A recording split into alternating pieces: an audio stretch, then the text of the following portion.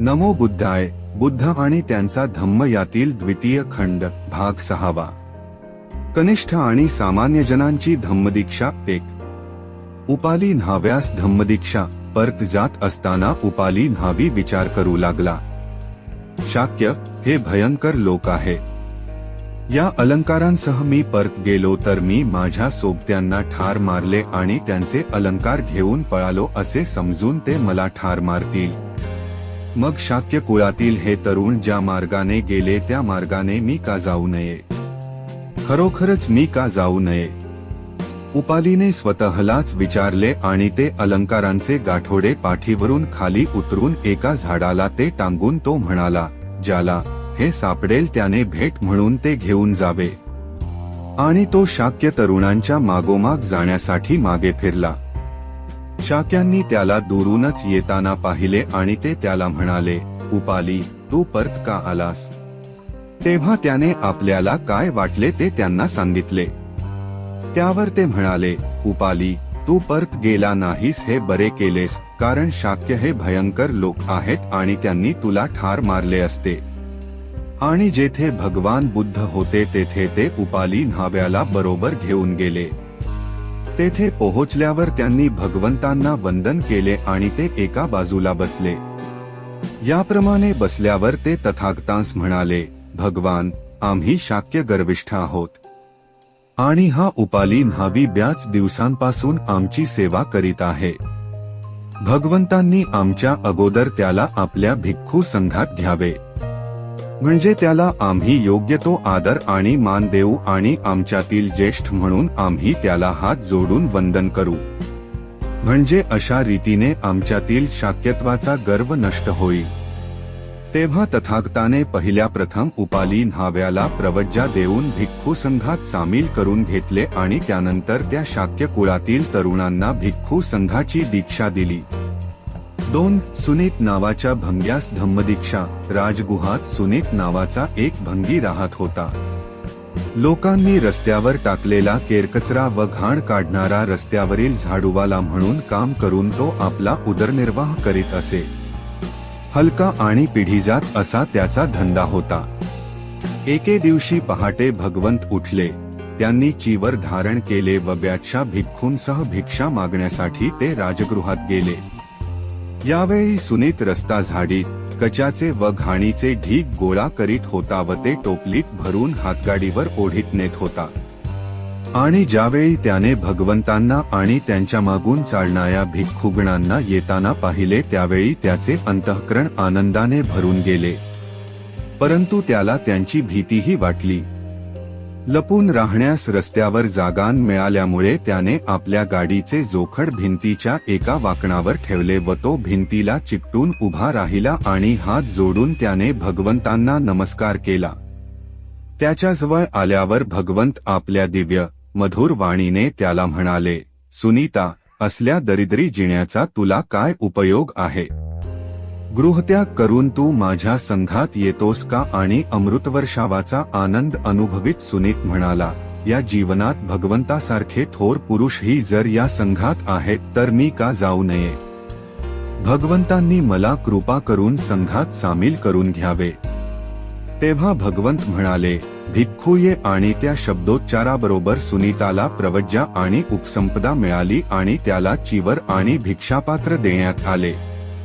भगवंतांनी त्याला विहारात नेऊन धम्म आणि विनय यांची शिकवण दिली आणि ते म्हणाले, शील, संयम आणि दमन यांमुळे मनुष्य पवित्र होतो. सुनीत इतका थोर कसा झाला हे विचारले असता भगवान बुद्ध म्हणाले, राजमार्गावर टाकलेल्या उकिरड्यावर ज्याप्रमाणे सुगंधित व सुंदर कमलपुष्प उमलावे त्याप्रमाणे अंतर्दृष्टी नसलेल्या ह्या क्षुद्र प्राण्याच्या आंधळ्या जगात बुद्धपुत्र प्रकाशमान होतो. 3. सोपाक आणि सुप्पिये या अस्पृश्यांना धम्मदीक्षा. सोपाक हा श्रावस्तीचा एक अस्पृश्य होता. त्याच्या जन्माच्या वेळी प्रसूती वेदनेमुळे त्याची आई बराच वेळ मूर्छित होऊन पडली होती. त्यामुळे तिच्या पतीला व नातलगांना वाटले की ती मेली. त्यांनी तिला स्मशानात नेले व तिचे प्रेत जाळण्याची तयारी केली. परंतु वारा आणि पाऊस यांच्या मायामुळे अग्नी पेट घेऊ शकला नाही. म्हणून सोपाकाच्या आईला चितेवर ठेवून ते निघून गेले. सोपाकाची आई त्यावेळी मेलेली नव्हती. ती नंतर मेली. मृत्यूपूर्वी तिने मुलाला जन्म दिला. स्मशानाच्या पहारेक्याने त्या मुलाला दत्तक घेतले आणि सुप्पिय नावाच्या स्वतःच्या मुलाबरोबरच त्याचेही पालनपोषण केले. त्या मुलाच्या आईच्या जातीने नाव सोपाक होते, त्यामुळे ते मूलही त्या नावाने ओळखले जाऊ लागले. एके दिवशी भगवान बुद्ध त्या स्मशानाजवळून जात होते. भगवंतांना पाहून सोपाक त्यांच्यासमोर आला. भगवंतांना वंदन करून त्यांचा शिष्य म्हणून त्यांच्याबरोबर येण्यास त्याने त्यांची अनुज्ञा मागितली. सोपाक त्यावेळी फक्त 7 वर्षांचा होता. म्हणून भगवंतांनी त्याला वडिलांची संमती मिळविण्यास सांगितले. सोपाक गेला आणि आपल्या वडिलांना घेऊन आला. वडिलांनी भगवंतांना वंदन केले आणि आपल्या मुलाला त्यांच्या संघात घेण्याविषयी त्यांना विनंती केली. तो जरी अस्पृश्य जातीचा होता तरीही भगवंतांनी त्याला आपल्या संघात घेतले आणि त्यांनी आपला धम्म व विनय यांची शिकवण त्याला दिली. काही काळानंतर सोपाक एक स्थविर झाला. सुप्पिय आणि सोपाक हे लहानपणापासून एकत्र वाढलेले होते आणि सोपाकाला सुप्पियाच्या वडिलांनीच दत्तक घेऊन वाढविल्यामुळे सुप्पिय आपला सोबती सोपाक याच्याकडून भगवंताचे धम्म व विनय शिकला. आणि जरी सोपाक हा सुप्पियाच्या जातीपेक्षा हलक्या जातीतील होता तरी सुप्पियाने सोपाकाला आपणाला प्रवज्जा देऊन संघात घेण्याची विनंती केली. सोपाकाने ते मान्य केले आणि स्मशानातील पहारेक्याचे काम करणाऱ्या हीन दर्जाच्या जातीतील सुप्पिय हा एक भिक्खू बनला. 4. सुमगल इत्यादी हीन जातीतील लोकांना धम्मदीक्षा. सुमगल हा श्रावस्तीचा एक शेतकरी होता. विळा, नांगर आणि कुदळ यांच्या सहाय्याने शेतात काम करून तो आपली उपजीविका करीत असे होता. छन्ना हा कपिलवस्तूचा रहिवाशी असून शुद्धोदनाच्या घरातील एक नोकर. भाग 6. क्षत्रिय हा राजगृहाचा रहिवाशी असून एक कुंभार होता. कप्पतकूर हा श्रावस्तीचा रहिवाशी होता. फाटक्या चिंध्या घालून हातात थाळी घेऊन तांदळाच्या दाण्याची भीक मागत इकडे तिकडे फिरणे हा एक जगण्याचा मार्ग त्याला माहीत होता. म्हणूनच तो कप्पतकूर चिंध्या आणि तांदूळ या नावाने ओळखला जाऊ लागला. मोठा झाल्यावर गवत विकून तो आपली उपजीविका करीत असे. या सर्वांनी भगवान बुद्धांकडे भिक्खू होण्याची आणि त्यांच्या संघात सामील होण्याची अनुज्ञा मागितली. भगवान बुद्धांनी अन्मान करता आणि त्यांचा हीन जातीतील जन्म किंवा त्यांची पूर्वीची स्थिती यांची पर्वा न करता त्यांना आपल्या संघात घेतले. 5. महारोगी सुप्रबुद्धाची धम्मदीक्षा.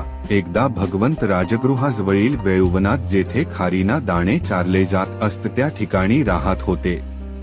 त्या सुमारास राजगृहात सुप्रबुद्ध नावाचा एक दीन, दुःखी आणि दरिद्री असा महारोगी राहत होता. त्यावेळी एका मोठ्या जनसमुदायात बसून भगवंत धम्माचा उपदेश करीत होते. महारोगी सुप्रबुद्धाने तो जनसमुदाय दुरूनच पाहिला आणि तो विचार करू लागला, त्या ठिकाणी पलीकडच्या बाजूला अन्नाची ते बरे असो की वाईट असो भिक्षा वाढली जात आहे हे निःसंशय समजा.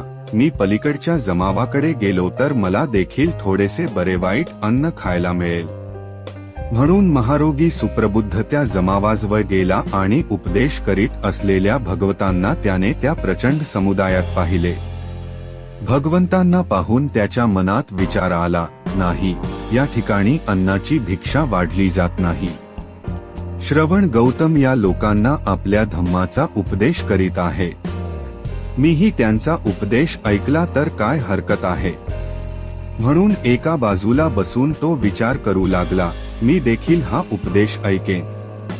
त्या सबंध जनसमूहांचे विचार आपल्या विचारशक्तीने जाणणारे भगवंत स्वतःशीच म्हणाले, येथे उपस्थित असलेल्यांपैकी सत्याचे आकलन करण्यास कोण समर्थ असावा बरे. नंतर त्या समुदायात बसलेल्या सुप्रबुद्ध महारोग्याला त्यांनी पाहिले. त्याला पाहिल्याबरोबर त्यांनी जाणले की हाच सत्याचे ग्रहण करू शकेल. म्हणून महारोगी सुप्रबुद्धासाठी भगवंतांनी प्रवचन केले आणि त्यात दानशील आणि स्वर्ग या विषयांवर उपदेश दिला. त्यांनी विषयवासनांचा क्षुद्रपणा आणि दुष्टपणा स्पष्ट सांगितला आणि वासनांपासून मुक्त होण्याचा लाभही दाखवून दिला. महारोगी सुप्रबुद्धाचे अंतःकरण मृदू, लवचिक, बंधमुक्त, प्रमुदित आणि श्रद्धापूर्ण झाल्याचे भगवंतांनी जेव्हा पाहिले तेव्हा त्यांनी त्याला बुद्धाचा सर्वश्रेष्ठ धम्म सांगितला. म्हणजेच दुःखाचे कारण, दुःखनिरोधी आणि दुःखनिरोधाचा मार्ग यांचा उपदेश केला. निष्कलंक असे शुभ्र वस्त्र ज्याप्रमाणे कोणताही रंग धारण करण्यास तयार असते, त्याप्रमाणे महारोगी सुप्रबुद्धाचा अंतःकरण, तो त्याच स्थळी बसला असताना ज्याला आरंभ आहे त्याला अंत असलाच पाहिजे, या सत्याची शुद्ध आणि निष्कलंक जाणीव उत्पन्न झाली. महारोगी सुप्रबुद्धाने सत्य पाहिले. तो सत्याप्रत पोहोचला. त्याला सत्याचे ज्ञान झाले. तो निमग्न झाला. तो संदेहाच्या पलीकडे गेला. संदेहमुक्त झाला. त्याच्यामध्ये विश्वास उपल झाला आणि आणखी कशाचीही गरज नसल्यामुळे, भगवंताचा उपदेश आत्मसात केल्यामुळे तो आपल्या जागेवरून उठला, त्यांच्या जवळ गेला आणि तेथे एका बाजूला बसला. याप्रमाणे बसल्यानंतर तो भगवंतांना म्हणाला, सर्वोत्तम, हे भगवन सर्वोत्तम, ज्याप्रमाणे पतिताला वर उचलावे, लपलेल्याला शोधून काढावे, गांगरून गेलेल्याला मार्ग दाखवावा आणि ज्यांना पाहण्याची इच्छा आहे त्यांना साकार पदार्थ पाहता येतील असे म्हणून अंधारात प्रकाश दाखवावा, त्याप्रमाणे भगवंतांनी निरनिराळ्या पद्धतीने सत्याचे विवरण केले. मी भगवान, मी देखील बुद्ध धम्म आणि संघ यांना शरण आलो आहे. या क्षणापासून आयुष्याच्या अंतापर्यंत आपला शरणागत उपासक म्हणून भगवंतांनी माझा स्वीकार करावा. नंतर भगवंताच्या पवित्र वाणीने चैतन्ययुक्त, सिद्ध आणि जागृत झालेल्या व समाधान पावलेल्या महारोगी सुप्रबुद्धाचे भगवंतांच्या उपदेशाचे स्तुतीपूर्वक स्वागत करून त्यांचे आभार मानले आणि आपल्या जागेवरून उठून भगवंतांना वंदन करून तेथून निघून गेला. तो दुर्दैवाची गोष्ट अशी की पुढे एका खोंडाने महारोगी सुप्रबुद्धाला खाली पाडले आणि शिगांनी भोसकून ठार केले.